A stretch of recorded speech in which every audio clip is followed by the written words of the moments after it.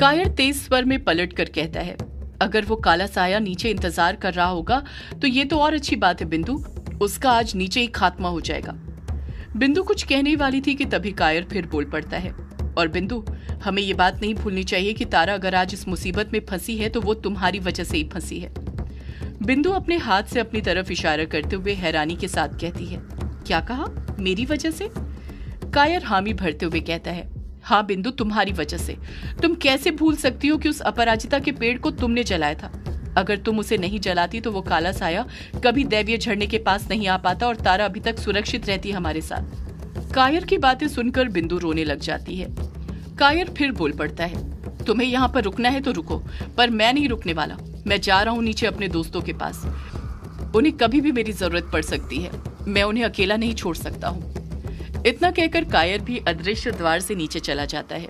बिंदु भी अपने आंसुओं को पोंछते हुए अगले ही पल उस अदृश्य द्वार में कूद जाती है। वो सब नीचे एक ही जगह पर पहुंचते हैं। यामिनी को उसके सामने ही एक सुरंग नजर आ रही थी। वो उसी के अंदर जाने लग जाती है।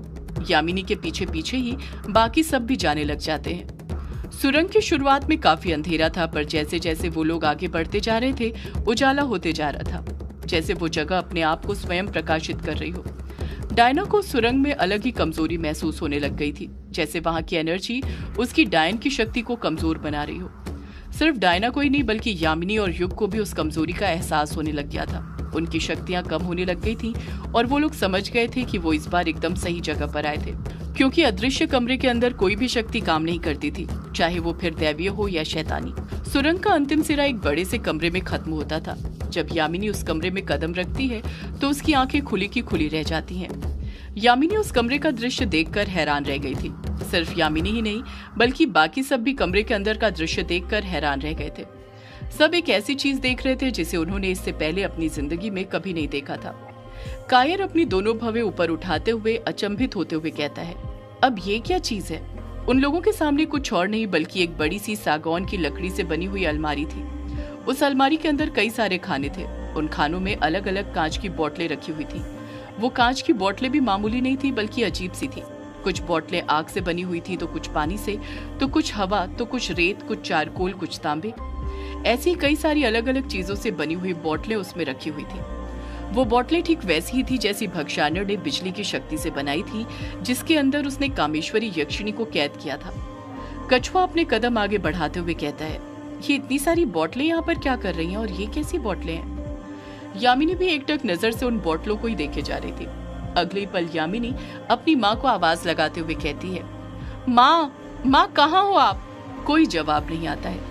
उन अजीब सी बोतलों को देखकर अभिमन्यु को कुछ याद आता है और वो अगले ही पल बोल पड़ता है, तुम लोगों को याद है जब चित्रा आंटी ने उस अदृश्य कमरे में प्रवेश किया था तो उन्हें भी कांच की बोतलों के टकराने की आवाज सुनाई दे रही थी, पर कुछ दिखाई नहीं दे रहा था।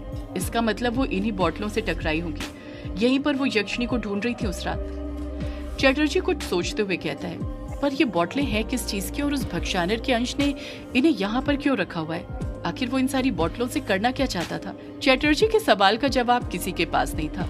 चटर्जी इस वक्त जितना परेशान था, उन बोतलों को देखकर बाकी सब भी उतने ही परेशान थे।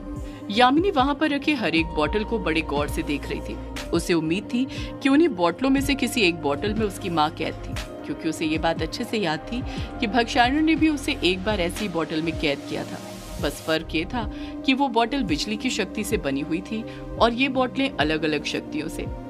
यामिनी नोटिस करती है कि वहां पर मौजूद हर बोतल में धूल जमी हुई थी, जैसे सालों से उन बोतलों को वहां से हटाया नहीं गया हो।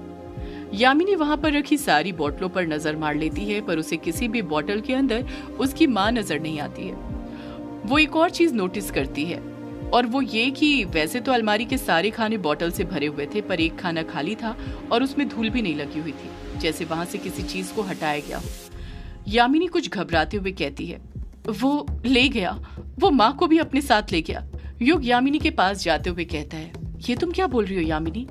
यामिनी अपने हाथों से बोतलों की अलमारी की तरफ इशारा करते हुए कहती है, वो देखिए युग बाबू, वो खाना खाली है। मुझे लगता है कि उस भक्षानर ने वहीं पर माँ को बोतल में कैद करके रखा होगा, पर वो उन्हें भी अपने साथ ले गया। युग खामोशी खड़ा रहता है, क्योंकि उसे भी वही लग रहा था जो यामिनी को लग रहा था। कछुआ कहता है, वो भक्षानर आखिर कामेश्वरी, यक्षिणी और तारा को यहाँ से लेकर कहाँ पर जा सकता है? और मेरी तो यही बात समझ में नहीं आ रही कि वो यहाँ से गया ही क्यों। अभिमन्यु पूरी अलमारी में जो खाने बने हुए थे एक टक नजर से उन्हें ही देखे जा रहा था। अभिमन्यु उन खानों की गिनती करने लग जाता है और देखता है कि वो पूरे 64 खाने थे। उन 64 खानों में से हर एक खाने में बोतल थी, बस एक खाने को छोड़कर। वो खाना खाली था, वही खाना जिसमें यामिनी को लग रहा था कि उसकी माँ की बोतल रखी हुई होगी उसमें।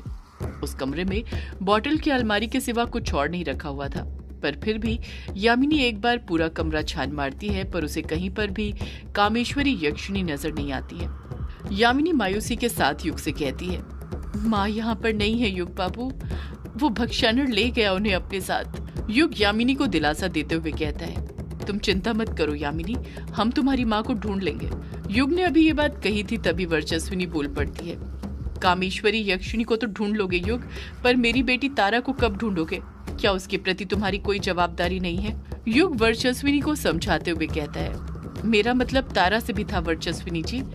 वर्चस्विनी युग को टोंट मारते हुए कहती है, वो तो दिख ही रहा है युग कि तुम्हारा मतलब किससे है और किससे नहीं। तुम्हें भी बस यामिनी का दुख दिख रहा है, मेरा नहीं। युग जानता था वर्चस्विनी से इस वक्त कुछ भी कहना ठीक नहीं था। माँ की ममता के कारण वो अपना आपा खो बैठी थी। युग यामिनी से कहता है, यामिनी मुझे लगता है अब हमें यहाँ से चलना चाहिए और बाहर जाकर तारा को ढूंढना चाहिए। यामिनी पलट कर कहती है, पर हम तारा को कहाँ पर ढूंढेंगे युग बाबू? हमें नहीं पता कि वो काला साया तारा को कहाँ पर लेकर गया होगा।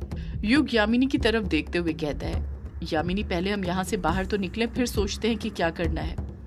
यामिनी को भी युग की बात एकदम सही लगती है, इसलिए वो उसकी बात मान जाती है और उसी के साथ बाहर निकलने लग जाती है।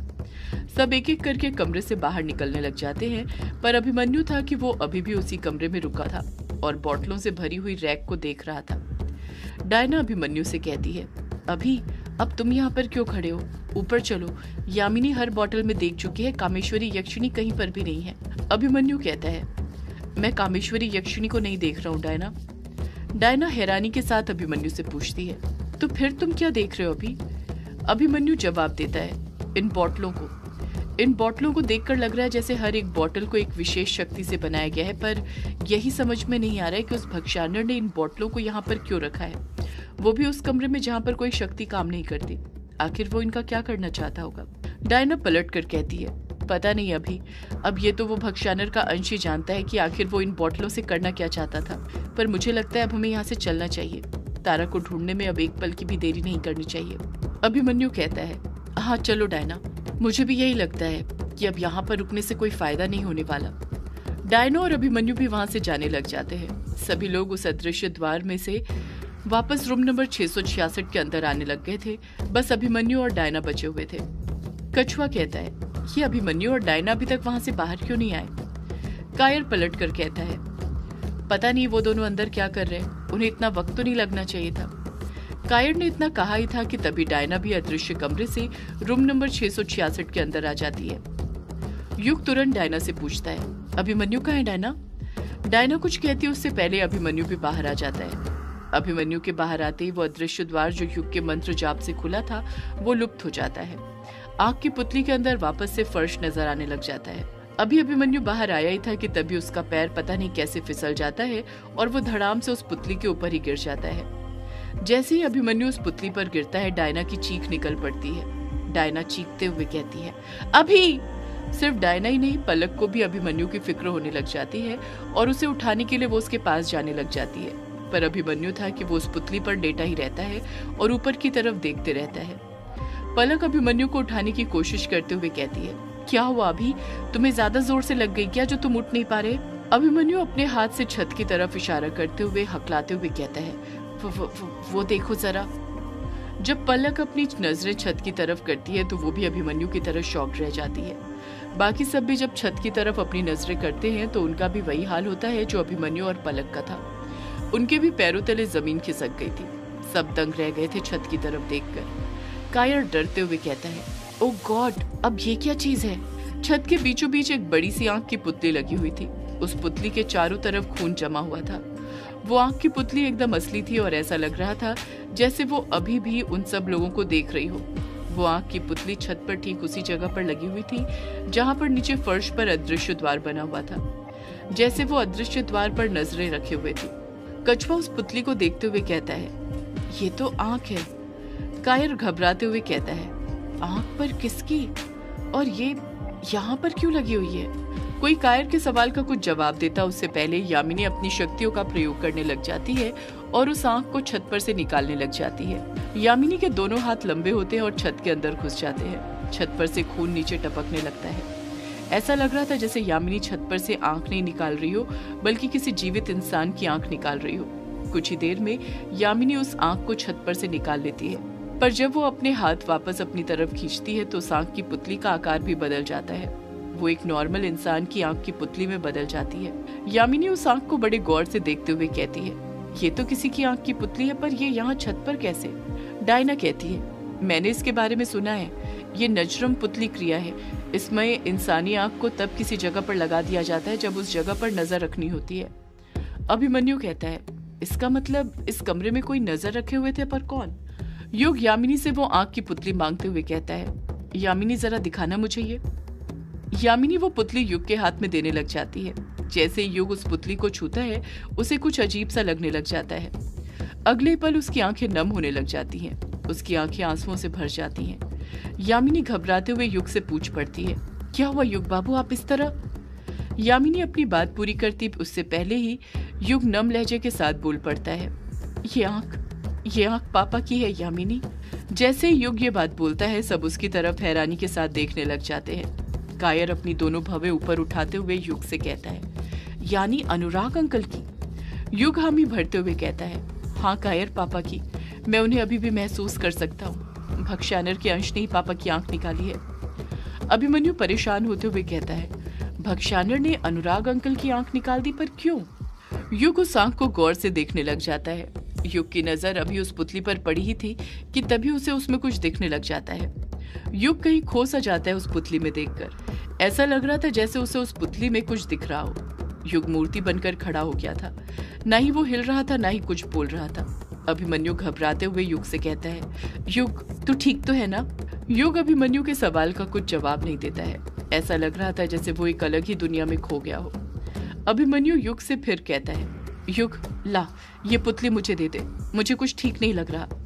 युग फिर अभिमन्यु के सवाल का कुछ जवाब नहीं देता है। अभिमन्यु समझ जाता है कि युग ऐसे नहीं मानने वाला था, उसे वो पुतली युग से छीननी ही होगी। पुतली छीनने के लिए अभिमन्यु फुर्ती के साथ अपने दोनों हाथ युग के हाथ पर रख देता है।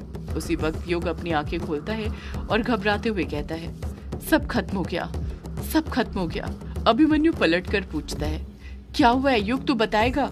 युग अभिमन्यु के सवाल का जवाब देते हुए कहता है, उस भक्षानर के अंश ने तारा से उसकी दैवीय शक्तियां छीन ली हैं। उसे तारा की शक्तियां मिल गई। सदियों से है पुरानी ये है यक्षिणी की कहानी।